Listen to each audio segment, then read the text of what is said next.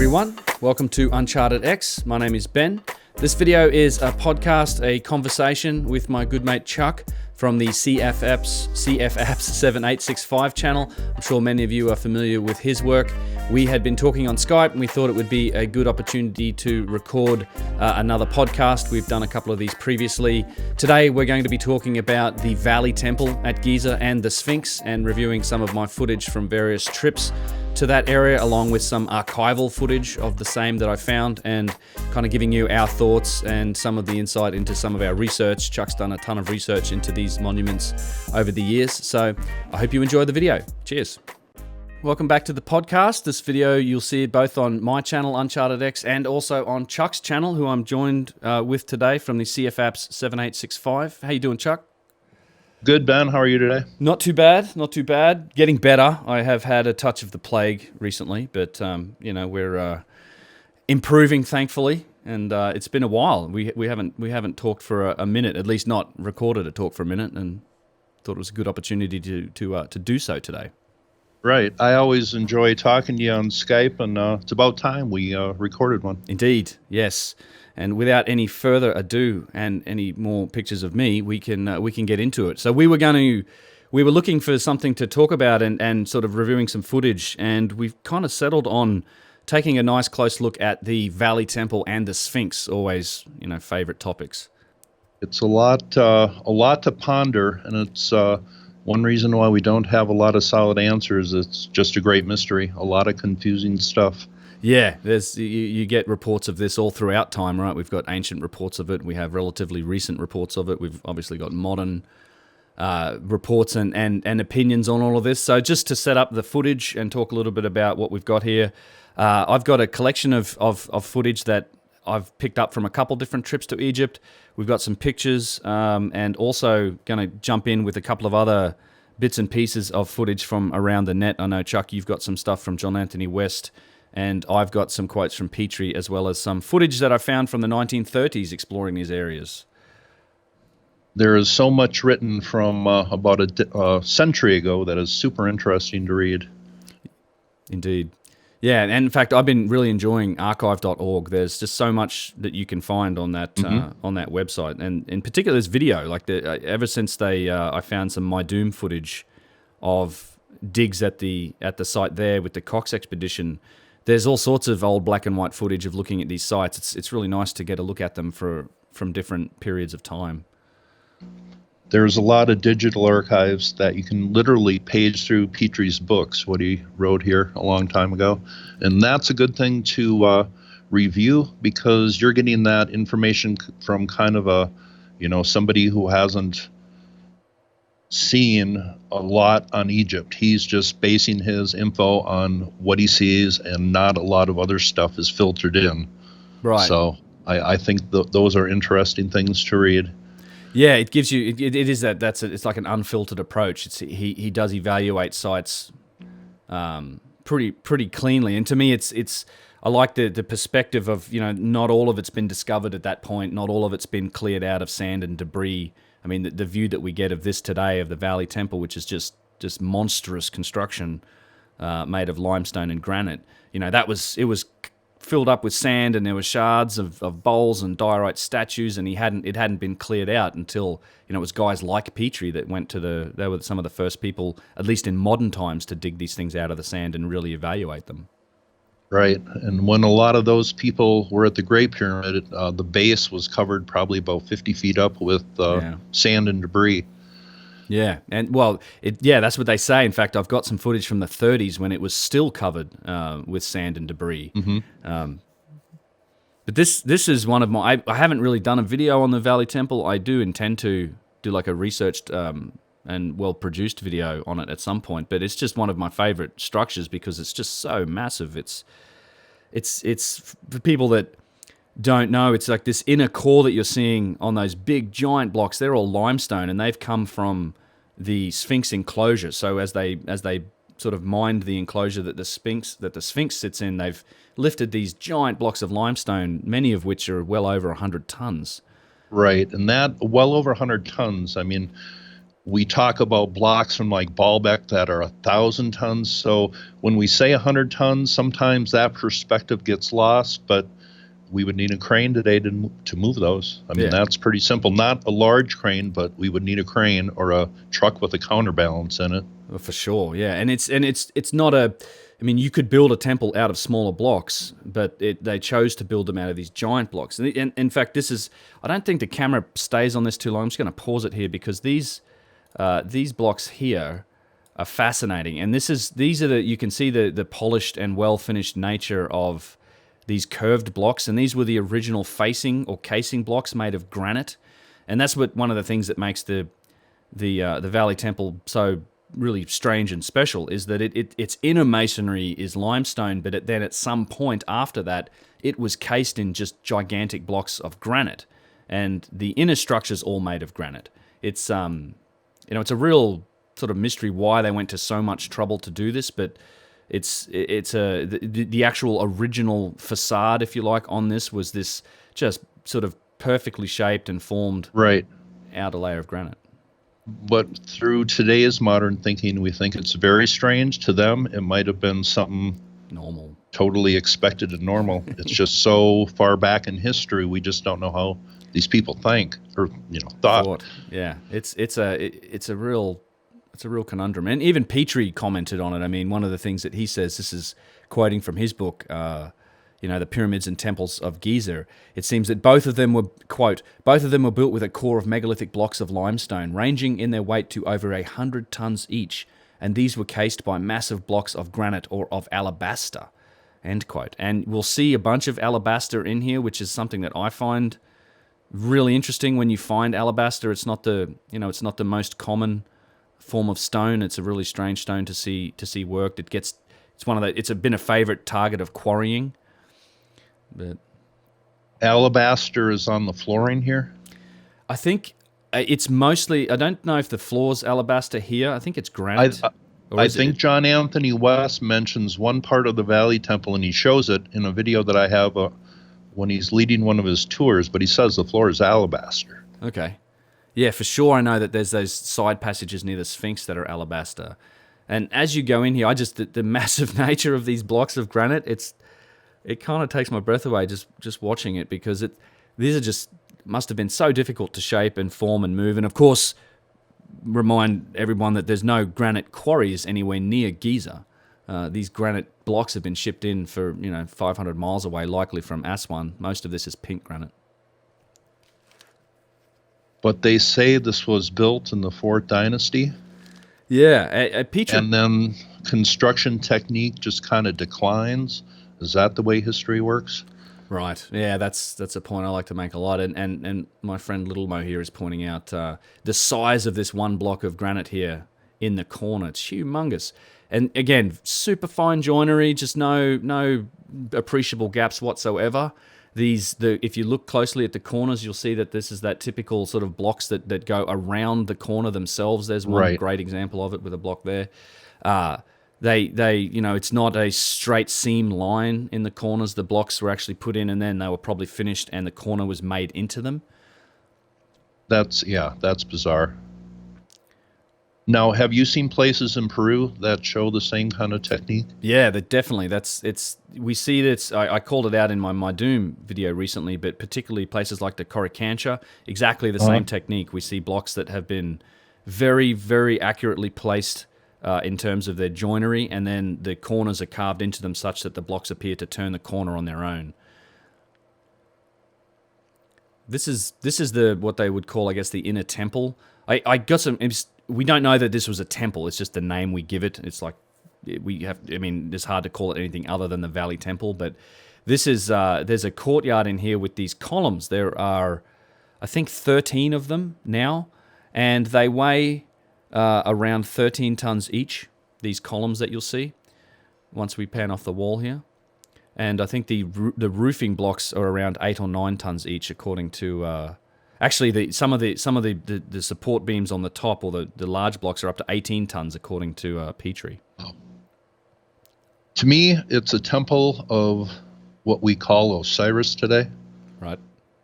That's the best explanation, one that makes the most common sense to me, we have one down at Abydos that we call the Osirian. The Osirian. I mean, there is a reason why we call it that, and I think that goes way back in time. Osiris is the Greek name, but there is an ancient name, Asar, A-S-A-R, that is the name for Osiris, and I think this is a temple kind of dedicated to him in the afterlife. That just makes the most sense, especially where it is right next to that ancient shrine right there. Yeah. Yeah, this is... That was supposedly his guardian.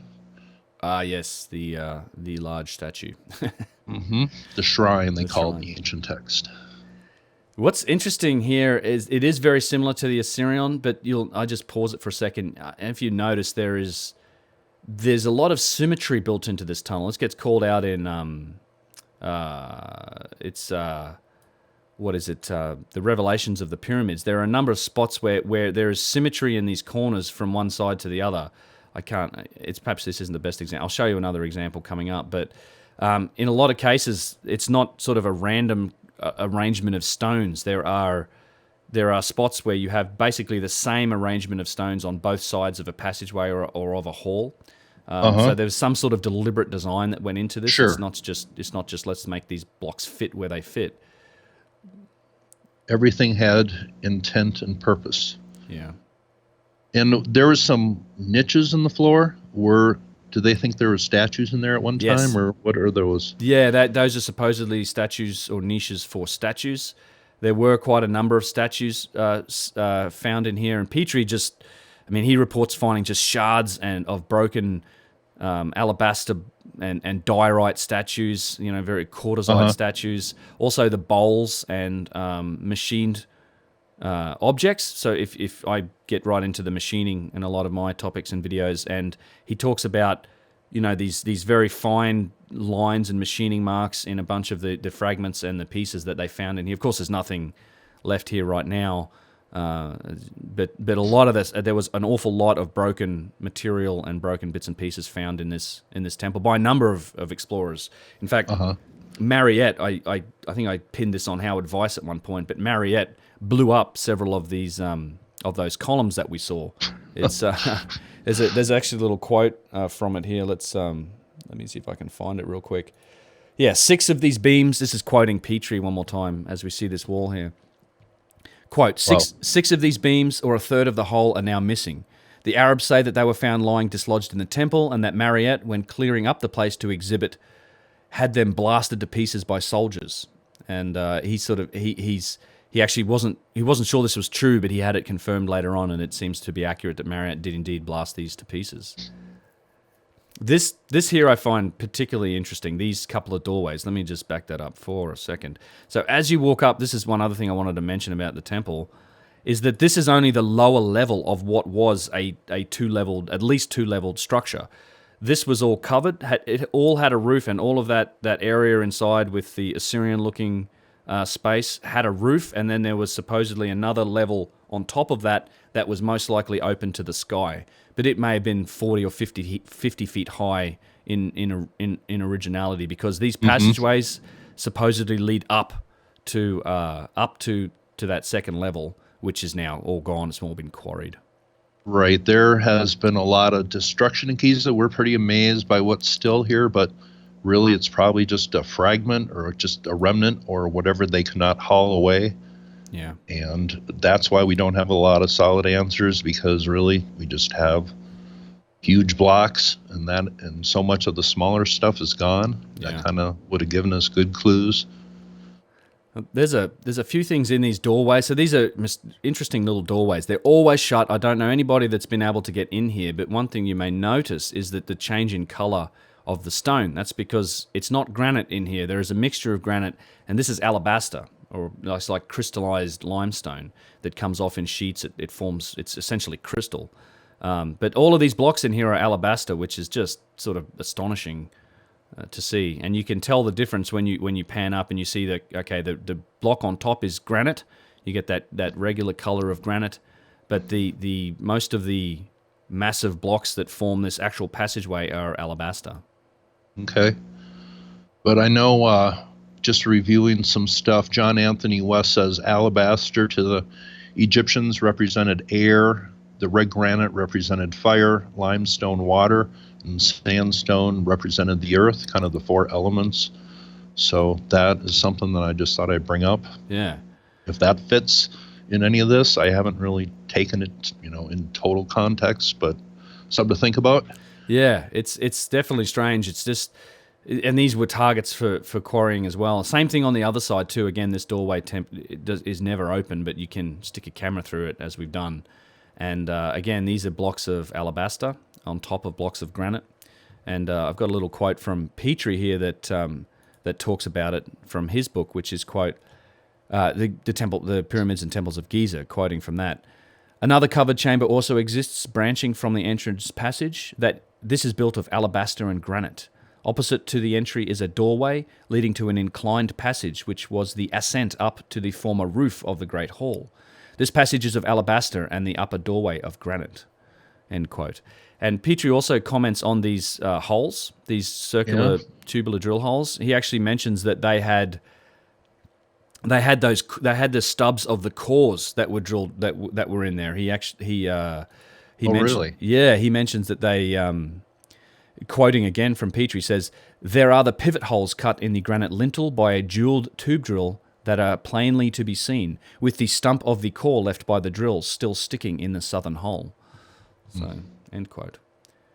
And then when you're here, you walk out from the Valley Temple. We'll come back and take a bit more of a look at the Valley Temple again, but this is where you come out. This is the main tourist access to the Sphinx, which, of course, everybody probably recognizes. Mm-hmm. There's been a lot of work done to the Sphinx here. I want to point out a couple things. So there's a big wooden, like a deck that's been built over the front paws of the Sphinx, and we don't know what's under there or why particularly this was built, given that it's just a limestone floor. There's no real reason for this I can understand the reason for the stairs, but the reason for this platform deck that's one of the early explorers in a video I did a couple years ago did a diagram of what he found down here when he excavated, and he put stairs right below that wooden platform there. That's interesting, isn't it? I don't know how accurate that could have been, but I think I made a video about that about 2 years ago, but he clearly put stairs right there. Yeah. And I have an interesting story about it as well. This is kind of a hearsay story from people in Egypt that live in this area. And that is that I think it was the 80s or the 90s, somewhere around there. They've had various concerts at the Sphinx. They light up there's a light show every night and that type of thing. And occasionally they throw big concerts and things here. And apparently there was a stage built across the paws in this whole area of the Sphinx. And it was all closed off for building of this stage, presumably for a week or two before this concert. And sources say that there were trucks coming in and out bringing like rubble and dirt, and this was a 24-hour-a-day operation for a while, which seemed like this was a lot of effort to go to for just building a stage for a concert. And it obviously the implication is that potentially they were doing some actual work and digging here while they had the cover of this stage and the whole setup that was sort of closing this area off from public view for a period of a couple of weeks. And then after that, I think we have these wooden decks and this construction work over the front of it. And of course, the horrible repair work to the paws of the Sphinx. Right. That, yeah. The true form has been covered up, but there is some good pics from the 1830s that show the original form of the paws. They certainly tell a story in my eyes. Indeed, yeah, I know you do a lot of work on the Sphinx, the Anubis, likely being the Anubis statue back in the day. I mean, it's pretty obvious, just the head. I mean, you can tell how the head has been recarved in terms of it just proportion-wise doesn't really fit the body. And supposedly the body has been buried for a long time, right? Yet that shows all the erosion and the head doesn't, and the head has what has been exposed for the time that we know it to have been around. So that's an excellent point. Makes no sense. Yeah, that's an excellent point. That's one of the reasons that it seems likely that Robert Schoch's dating of it seems to be the most legitimate dating from a geological perspective. The idea that the walls of the enclosure and even the body of the Sphinx, you can see the erosion. the idea that that's wind and sand is just it's a strange conclusion to make when if you give the Sphinx 50 years or so without continually removing the sand, it pretty much gets buried up to its neck again in fairly short order. And I think you mentioned to me when we were talking about this that it's something like 2/3 of the time that we think the Sphinx has been there it's been buried up to its neck or thereabouts for around 2/3 of that time that it's actually been there. Well, why don't I just talk about that and just show you here what I'm talking about there. Yeah. For the 4,700 years that we know the Sphinx has been around, we know that it has been buried for at least 3,300 of those years. Right. It was uncovered around the 4th Dynasty when they said they were going to repair the monument. That's what the priests of Khufu say, that they are repairing these monuments, not that they were built in this time. We know that Tutmosis uncovered it in the 18th Dynasty, and we know the Romans uncovered it, but we know it's been buried for 3,300 years of the supposed 4,700 years it's been around. So where did all this erosion come from? And how come the old dynasty put repair blocks in erosion grooves that would have taken thousands of years to, evolve? The story we are told about when the Sphinx is built is totally wrong if you just look at all the evidence and just use some common sense in my eyes. Yeah, I would agree. It certainly seems older than that. I mean, just the erosion alone, even regardless if you assume it was wind and sand or water erosion, as Robert Schoch says, it still seems like that would take a longer period of time to achieve than what we give it. It feels like it was ancient in ancient times. Right. Herodotus never mentioned it because I think all that was sticking up was part of the head. Right. But certainly a great mystery, because I think even to the Egyptians, the true original form was lost to them. I think that all happened back in the maybe the 5th or 6th dynasty when something really bad happened in Egypt, when the main god of Egypt changed to, the main god of Giza at least, changed to what we know as Osiris today. So it's, I don't know. I've talked about the Sphinx a lot, and when the Greeks come in and change it to a lion, change everything to their mythology in Egypt, they change Thoth to Hermes, they change the falcon statues down at Thebes to the Colossus of Memnon, which is a totally Greek thing.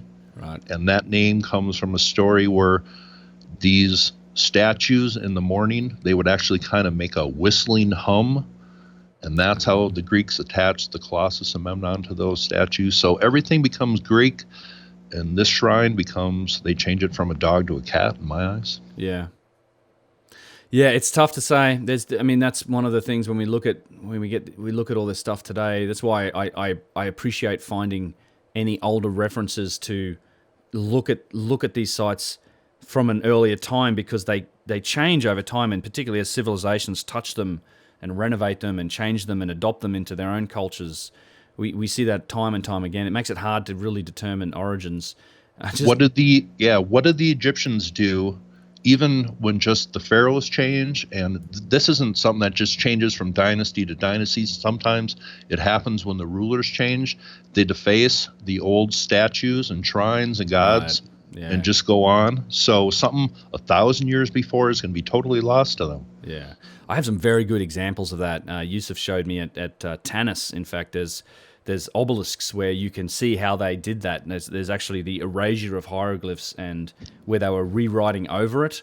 You actually have one block it's in progress. You can see this working in progress.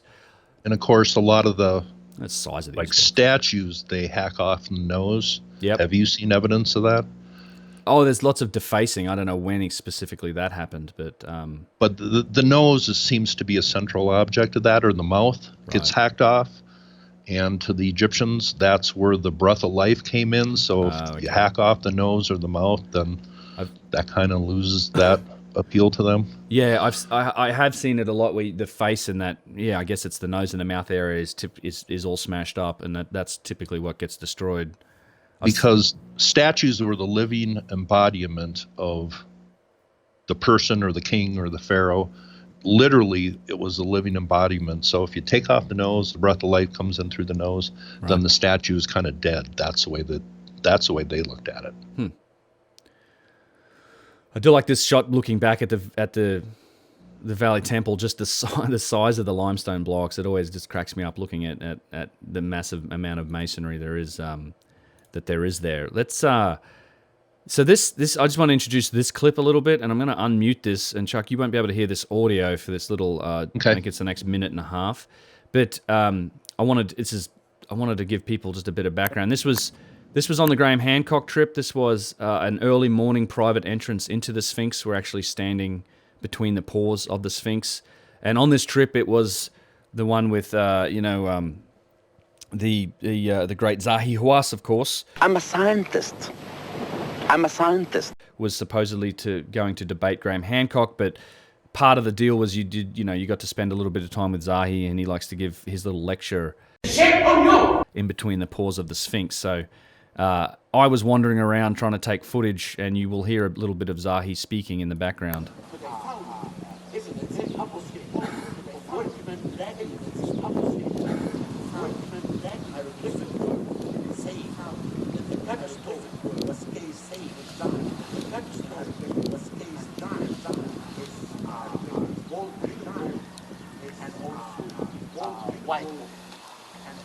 And another scene showing David and another scene and the musical David sing and the musical then when they put the cobblestone for the pyramid, when they put the cobblestone for the pyramid, the major important discoveries that they made.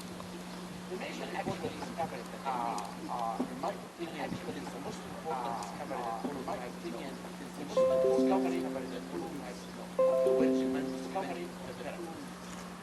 And we found recently the area of the workman investigated the area style of the tomb is a style of tombs of Dynasty, a style of the tombs, and I will tell you today more about it. The workman. Okay. Yeah, so there's a little bit of him talking about how they recently discovered the tomb of the workmen that built the pyramids. And one other thing, now that the audio's not playing, is that I know we'll talk about this in a minute. I have some pictures of it, but this is a very interesting little sort of, I guess, another temple area that's over on the right-hand side of the Sphinx as you're looking at it. And I know you've done a few videos looking at this area. Yeah, I did one about maybe 2 or 3 years ago where I included a clip from John Anthony West, but that doorway frames the face of the Sphinx, and it was built by Amenhotep III, and I think it was all about whose face was on the Sphinx, and Tutmosis IV cartouche is in there, and it seems to be dedicated to Tutmosis IV. And maybe on the video that I upload of this talk, I will leave the link to that video. But why would you have a temple that frames the face of the Sphinx that's dedicated to Tutmosis IV if his face wasn't on it? Now, there are very few candidates for whose face is on the Sphinx. Tutmosis IV uncovered it all. He erected the Dream Stela, and we know the beard that was once on this. Even Mark Lehner says it was carved in the 18th dynasty. So if you carve the face and the beard, you have to do that at the same time. Right. So I think everything that, if we look at all the evidence, I think the best candidate is Tutmosis IV. He uncovered the Sphinx. It comes from that time period. He has a temple right there, and it frames his face. Yeah, we get another look at this that is like doorways that line up aiming directly at the face of the Sphinx. And this temple was here early in the 20th century, and it has been lost in the last century. And in the video I made, I show what that looked like in its original form. But that is built on a perfect 90-degree plan from the Great Pyramid. Ah, okay. It's very interesting. I think I show that in that video. Yeah. This is an interesting thing that you see a lot of people talk about, is this notch underneath the ear. I don't really know what it means. It doesn't seem to me to be anything other than just a notch in here. I do have some close-up pictures of it, but it's kind of a weird little feature on the side of the head of the Sphinx. Yep, that is interesting. What does that represent? Who knows? Say. Yeah. And of course, the beard from the Sphinx is still in the Egyptian Museum. Now, this is this is where a lot of the controversy for the Sphinx, I guess, originated. This is the left-hand side of the enclosure wall that Robert Schoch dates to well before the Egyptian civilization, based on his analysis of it being essentially rainfall erosion from the period when this was a verdant area, likely as, at the end of the Pleistocene kind of date. Mm-hmm. A lot of erosion, and if this was actually built in the 4th Dynasty, and that much rainfall, which Schoch says it was, fell and eroded that much of the Sphinx enclosure, well, the mud brick pyramid, right, those would be eroded into a pile of mud if that much rain did that to the limestone. Yeah. So I don't think that makes much sense. And the enclosure, we call it, I think they do have a name for it in the ancient text, and they call it the divine booth. Ah. That is our translation, the divine booth. And if you look up booth in the dictionary, the second definition is enclosure.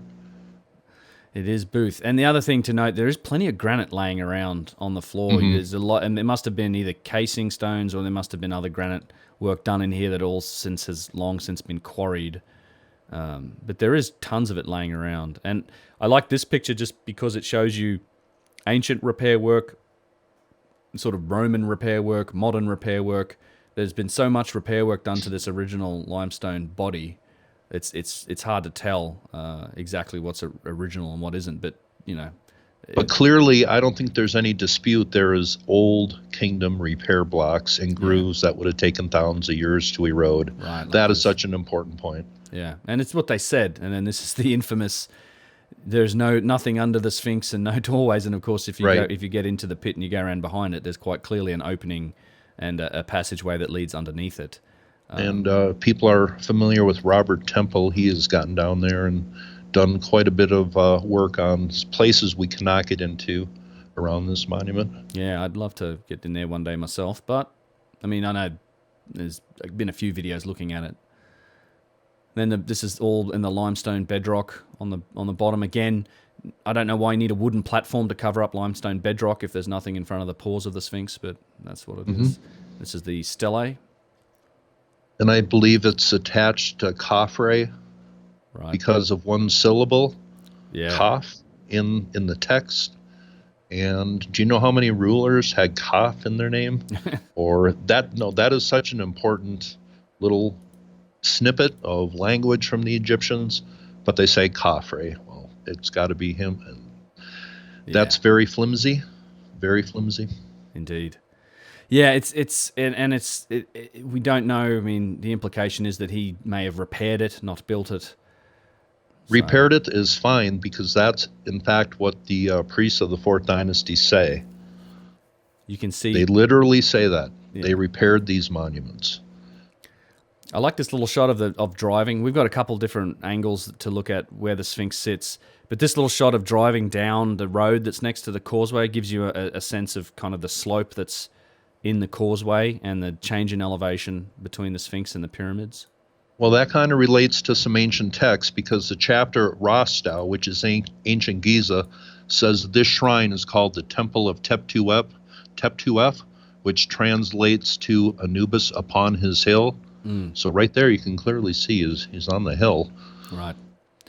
So, and then this footage now it flips over to we're exiting from the Sphinx. When you go and see this, it's kind of like the tourist trap. They make you walk out. You can't go back into the Valley Temple after you've come out. So this is kind of if you were looking front on at the Valley Temple, this would be the left-hand side. We're walking towards the front of it as you cut around the side. And again, you just get a sense for the massive scope of these limestone blocks that were once all cased in granite. And the interesting thing about some of these granite casing stones is that they fit the erosion on the limestone blocks. Like they were cut on the back to actually match the shape of some of the erosion on the limestone blocks, which begs the question, how long were the limestone blocks there before it was cased in granite? Right. And just think about that technique and how absurd that sounds to us today. Yeah. I mean, really. It is. What But this area here, what we see today, got to picture all water out here when this thing was built. Yeah, right. So that was, we'll get into that. I know we have some, maybe we can, you know what we might do is I might flip back, we might flip to this look at the front of the Sphinx temple, the Valley Temple, and we can talk about that. Because this whole area, as you said, this was all supposedly a harbor or a lagoon. Right. It gives us that connection to water. And let me just see what this changes to here. I think, okay, so yeah, let me flip to this end video because this is kind of a look out the front here again, and we can talk a little bit about what John Anthony West showed here and what's been done in this area out the front. When this place was built, you would have needed to be in a boat right here. Yeah. To make this footage. It's an interesting spot, and again, I kind of show in a few of my videos how engineered the entire plateau is. You can go around the edges of the Giza plateau and find just blocks and layers of masonry work where they've leveled it up to the level of the limestone plateau, if you like. The leveling of the plateau is one of the most incredible features of the whole plateau, I think. Yeah. I mean, the amount of work that went into that, and people say that they kind of dispute whether the Sphinx was built at the same time as the three pyramids here, but you have the same foundation base right in front here as you do up by the pyramids, right? Right. Yep. Huge blocks. Huge blocks. Massive foundation, yep. Yeah, and even more interestingly is that they've dug in front, or they've sunk test pits in front of this, and given that it's a limestone bedrock, there's no granite in this area. They drilled down something like, what do you say, 50 or 60 feet, and they hit granite blocks. Yeah, I was reviewing that footage. I have a video called The Sphinx Harbor, and John Anthony West is right out in front of a PVC pipe where they sank a test rod down. They hit granite down at 22 meters. Wow. Now, I'm not sure how many feet 22 meters is. What would that be? A bit more than 60. Almost 70 feet? Yeah, just about, yeah. So why would granite be down that far? So I've seen a few websites where they think that there was a basin out here made of granite that covered this whole area here, and ships sailed into it, and it kind of fit the story with the afterlife. I mean, think of their ships sailing the Celestial Nile, the Milky Way, and then the ships and the Necropolis here sailing on the Nile. It kind of matched up to their mythology. Yeah. The other thing I've heard out the front here is that they found a boat. I mean, they've dug up a boat in this area, excavated it in front of the temple, the Valley Temple, and then they just reburied it. It wasn't a particularly big or important boat, and they reburied it in the ground to preserve it, which is something that happens. It's the best place to keep a lot of things. They literally can't store all of the stuff that they dig up. On the far left there, you can see Kinkawe's tomb is what they call it. Yep. The very far left there is an ancient causeway coming down to kind of by the Sphinx here. But they uncovered that maybe about 8-9 years ago, and there is an ancient harbor down there that leads from that small temple on the very far left that we call Kinkawe's tomb. We will get another look at that because what I can flip to here is kind of the top of the causeway. So what back in the day, there's the Valley Temple wasn't the only just gigantic temple made from limestone and granite. There were a couple of others. One was what they would call, I guess, the Pyramid Temple that was at the foot of the second pyramid. And this is that area here. It's what connects the causeway that runs to the Sphinx and that Valley Temple up to the second pyramid. And this is the remnants of that temple up near the second pyramid. And you have the same thing at the front of the third pyramid, for that matter, just gigantic blocks of limestone and granite. And those are incredibly eroded. Very eroded, yeah. And do you think these were buried for a lot of time by sand, or are they too high up? Or I think, well, they're on the plateau, and they were definitely buried in some sand because they're at the base of the pyramids, which had their first sort of few layers or first few courses buried in stone. So I'm sure that some of these were buried in sand. They may not have been buried as long because they're at that higher elevation, but I'm sure unless you keep them up, just the wind over time is going to pile up sand and slowly bury this stuff. But there's so much to see outside of just the pyramids at Giza. You could spend a number of days just walking around looking at this. And there you can see the back of the Sphinx's head there as we look down as the Great Pyramid. As we said, this is all in front of the Khafra Pyramid, or second pyramid. Whether or not it's Khafra's is debatable in my opinion. And then that's the what would you say that was called again? That's It's called King Kawe's tomb, and I think she was a queen coming from the Old Kingdom. And basically what that is one structure made out of the bedrock, and then on top there is a layering of Old Kingdom stonework. Right. And she was buried in there, like they had the balls to bury one of their queens on top of one of the original structures. Nice. But from my research, I think what the original purpose of that, and I think it is an original structure, Giza, is back in pre-dynastic and times we have totally lost track of. That's where they did the mummification ceremony in. Oh, okay, right. And if you are down at a special spot by the Sphinx where people theorize they did alignments from, the setting sun on December 21st goes down right over King Kawe's tomb. December 21st, the day the sun dies. So yep. I think that matches up with how the very old, what we call Egyptians today, did things. Use the sun, archaeoastronomy in their monuments. Yeah, well, we're approaching that time of year here again, where the sun dies on the horizon and it appears to die. Right. Appears to die for 3 days and is then resurrected. There are some modern stories, relatively modern stories, that involve that concept.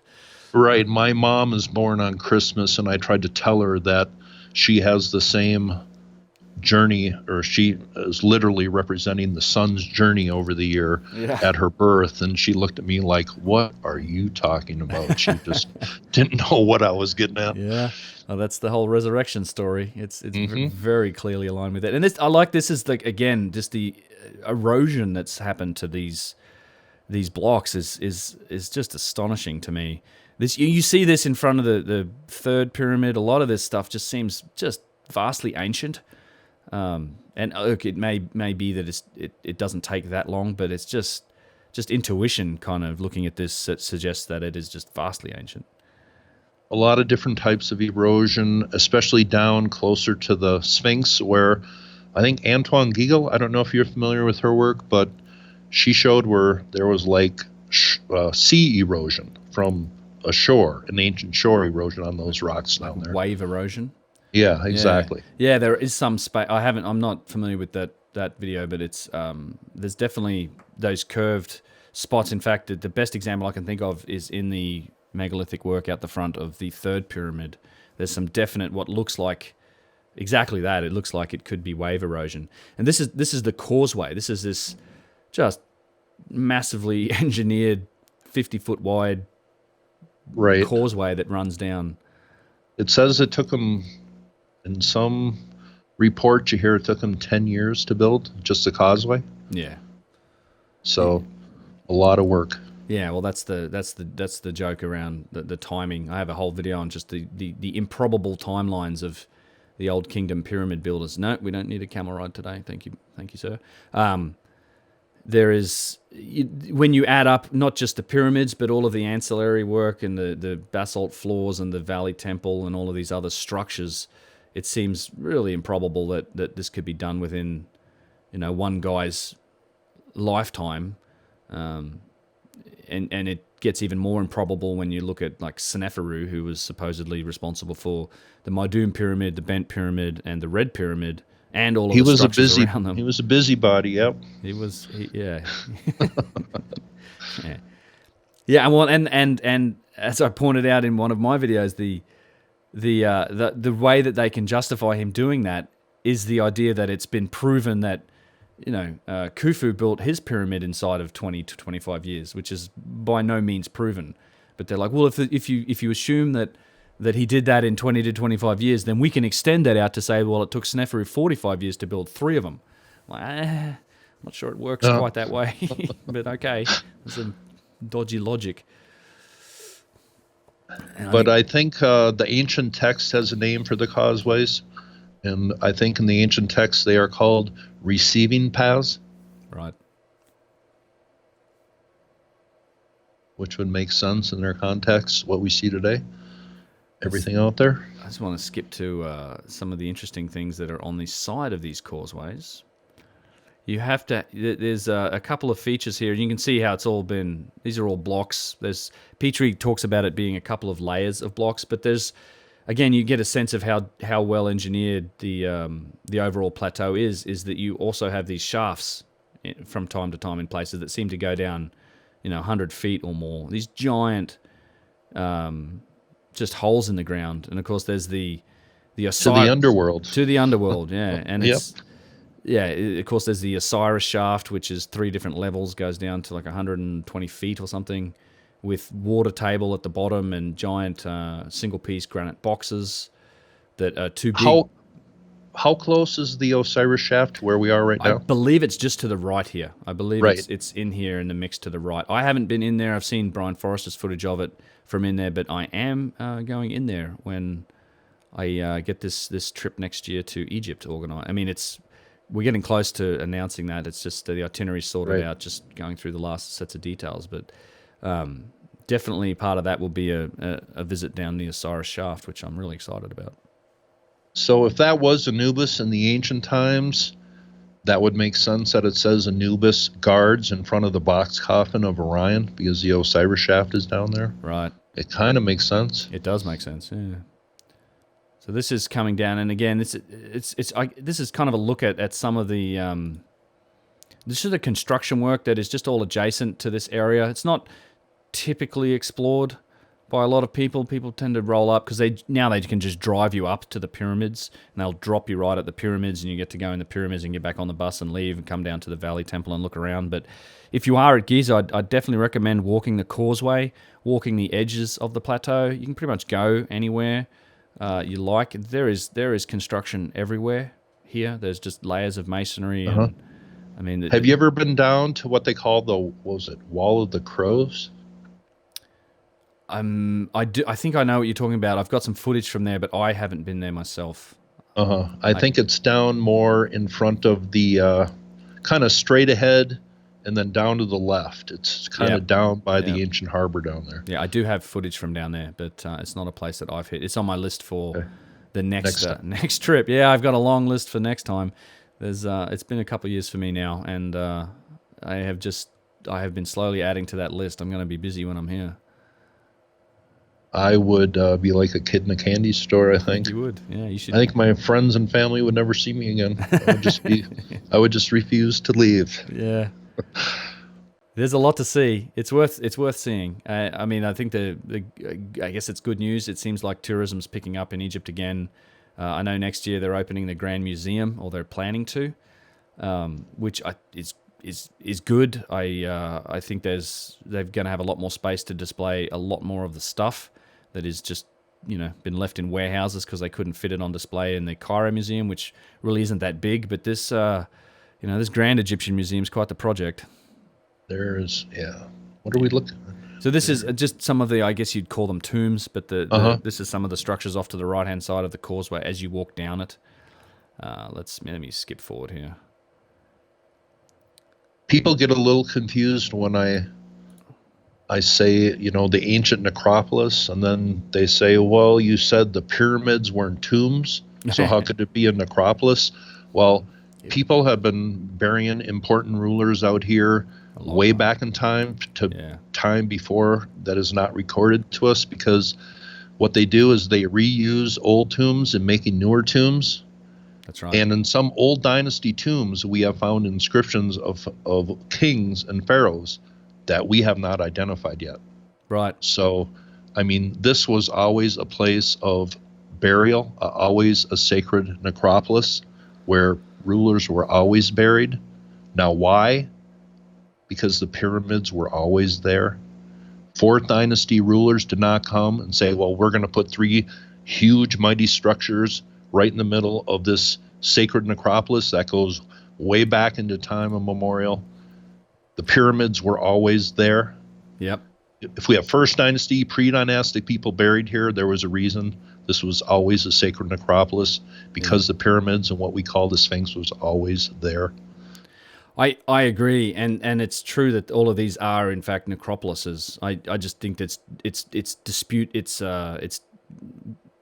disputed whether or not the pyramids were tombs. There's very little evidence for that, but for sure people were buried all over these places. And you find the same thing at Mydoom. They call Mydoom the Mydoom necropolis, and Saqqara as well. In fact, I've been exploring some of the catacombs underneath Saqqara, and there are quite literally chambers just 3 feet high, full of human bones and remains. Just these, people kind of blanket over and they say, well, a pharaoh we've never found a burial in a pyramid, or we've never found hieroglyphs in a pyramid.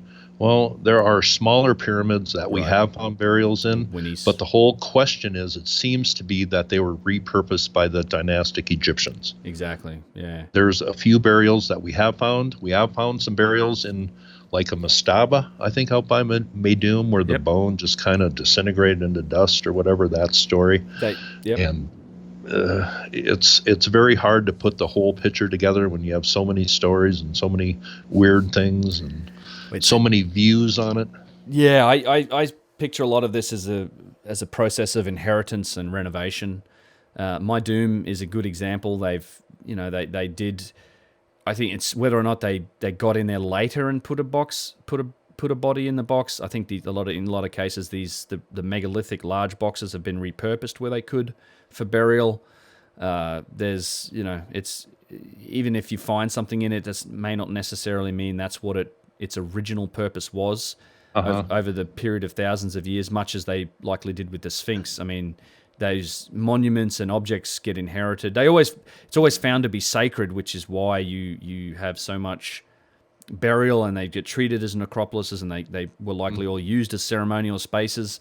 But it doesn't exactly speak to the original purpose of these places. And some of these places, they don't even attach the old dynasty to. They say these sarcophagus that have nothing on them, these massive sarcophagus come from the 12th dynasty. Right. Well, I'm going to be making a video that shows 12th dynasty Egyptian sarcophagus, and they're highly decorated. Some of them, there isn't a space on them, or there isn't a hieroglyph or a scene on them.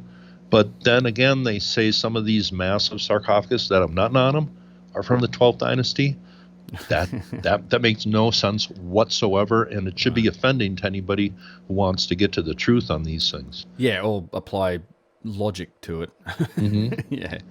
Yeah. I have the same issue with a lot of those inconsistencies, and even in places like Winisa's pyramid, which has the pyramid text in it. It's quite beautiful.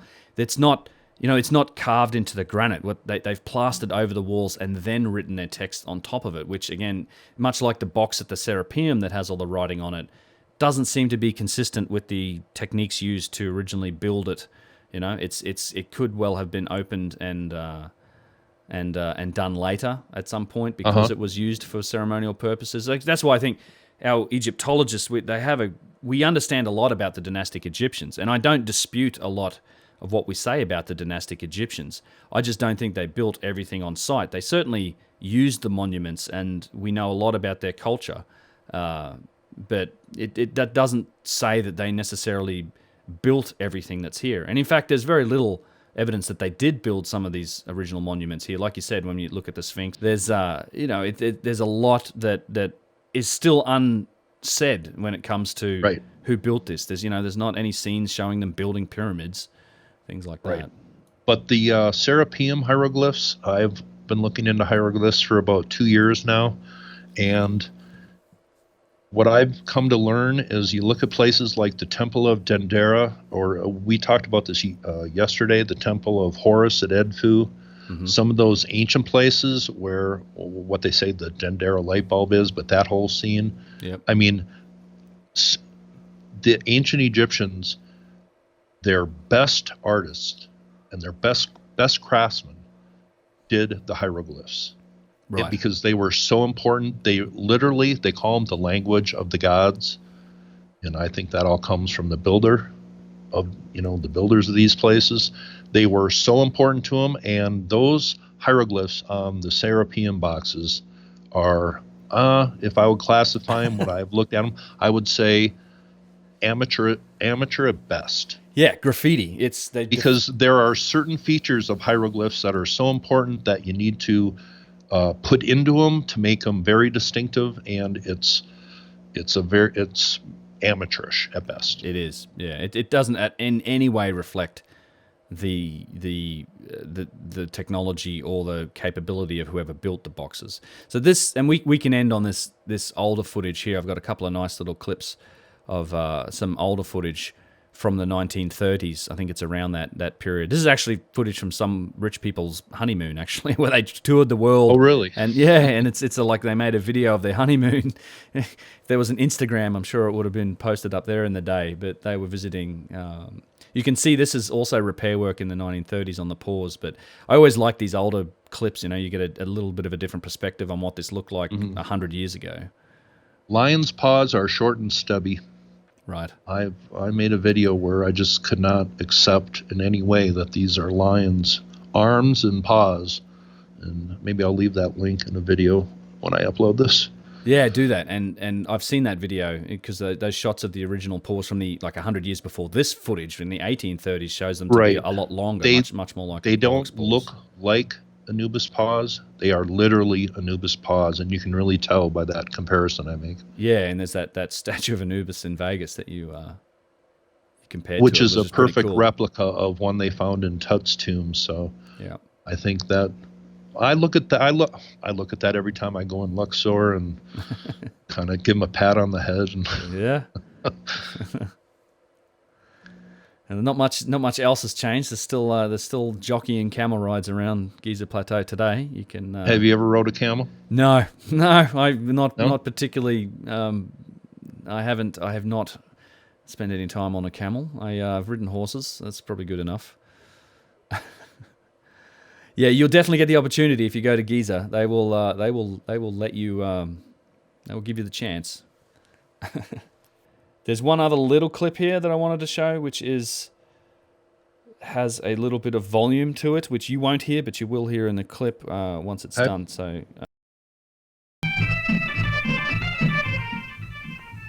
The pyramids, the colossal sepulchres of kings, and the hugest structures ever reared by man stand upon the edge of the desert, their bases covered by sand.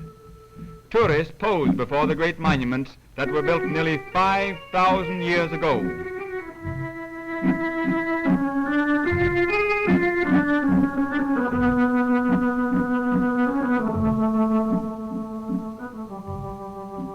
All things, it is said, fear time, but time fears the pyramids.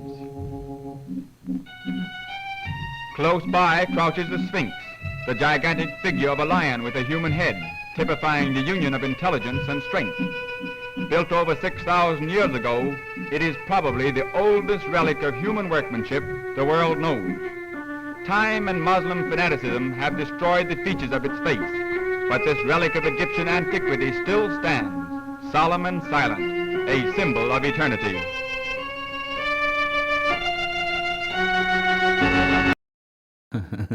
So one of the quotes that's in there, he says, all things fear time, but time fears the pyramids. It's like I think I've used that quote before. Yeah, it's an interesting spot. I mean, our civilization's like the blinking of an eye to these monuments. I'm sure they'll still be here long after our civilization is gone. Well, literally in the ancient text, it calls it the monument to eternity. Right. That's not something that was just made up. They literally call it that in the text. So they were thinking that these places were going to be around for as long as we are, probably. Indeed. All right. Well, that was a good little I think a good little review of some of the raw footage and just our thoughts on the Sphinx and the Valley Temple. I know Chuck, you've done a ton of videos on these topics. I have really yet to touch on them. I've got one of my research projects is kind of collecting a lot of the early explorer accounts of them, and I do intend on doing a more researched and produced video, particularly on the technology of the Valley Temple. I find that to be just fascinating in terms of the size and the precision of that whole structure. Yep, it appears to be something totally out of place with what we say are dynastic Egyptian ruins. Yeah, which is obviously in my wheelhouse of stuff that I like to go look at. Cool. All right, well, that'll probably do us for today. I hope you guys all enjoyed that, and let us know in the comments what you think about the Sphinx and the Valley Temple. It's places that I sort of would never get tired of looking at and certainly going to visit, which I hope to do again next year. And let us know. I hope to get out there with you someday, Ben. I know. Not sure about next year, but someday I hope to get out there. I'm not sure if I'd like to be restricted to a tour group because I like to just go off and do my own thing. But certainly, I think it would benefit to have go out there with somebody who knows what they're doing and what they're seeing. And Yusuf, I'd like to talk to him. Indeed, yeah, that would be a good way to do it. Yeah, have just a couple people go out there. That's another way of doing Egypt. People, you can hire Yusuf as well, and I'd recommend that if you can swing it, that kind of thing. You take 2 or 3 people and just go out and spend a few days hitting various sites. It's a great way to see. Is that the way you and Luke did it originally? Yeah, we did it a couple times. We've done the tour groups with Hancock, and then we've done little smaller groups just with Luke and I, and we just get Yusuf and Muhammad or whatever, and we'll go out for a week just hitting a few various sites. It's harder to see sites away from the Giza area. You've got to do travel and all the rest of it, but there's so much to see in the Giza area. That's an easy way to spend a week or two just hitting sites and getting a kind of an up-close personal look at everything that you want to spend time on and spend as much time as you like doing it. It's that's the groups are great because with groups you can afford things like special permissions to get into places because you can spread the cost. Right. It's usually like a couple grand to get these permissions, and in a group in a tour you can do 3 or 4 of those and spread that cost around so everybody gets to experience it. Sure. But I saw Brian's video that his group went down there. That would be a fascinating place to go down below that. Yeah, the Osiris Shaft. Yep. Yeah, so places like that, typically places like Abu Simbel, Abu Ghraib. The Great Pyramid is a good example too. You have to rent that if you want to get in to see the Queen's Chamber or the Subterranean Chamber, which I've been into both of those, and just really recommend a chance to see them. I've also been up there where just on a regular tourist ticket and just on my own, and normally you only ever get into the so-called King's Chamber, ascending passageway, Grand Gallery, King's Chamber, but you can't get into the Queen's Chamber, you can't get into the Subterranean Chamber. So all right, Ben, I enjoyed the talk today. Yeah. You have some great footage. Yeah, man. I always just enjoy looking at your footage and chatting with you, but I'm glad we recorded this today. I'm sure people will enjoy it. Yeah, well, thanks for doing that, Chuck, and I'm sure we'll do it again. All right. Cheers. Hope you thought this was interesting. You have a good day, Ben. Yeah, and I will see everyone in the next one. Peace. All right, bye-bye. All right, well, that was Chuck from the cfapps7865 YouTube channel and myself discussing the Valley Temple and the Sphinx at Giza. I hope you all enjoyed that. I do want to say just a huge thank you to everyone that supports the channel. You guys are the reason that I'm able to spend the time to make and edit all of these videos. I very much appreciate the support. And if you do like the sort of thing that I'm doing on this channel, please do consider supporting the channel. There are a number of ways to do that, or as Randall Carlson likes to say from one of his podcasts. What, money? Somebody's going to send me money? Oh, boy! There's a number of ways you can do that. It's all outlined at unchartedx.com/support, so please do check that out. And I know Chuck's recently also launched his own Patreon page, so I've got a number of videos that I'm working on to try and get out before the end of this year, so I will see you all in the next one. Cheers.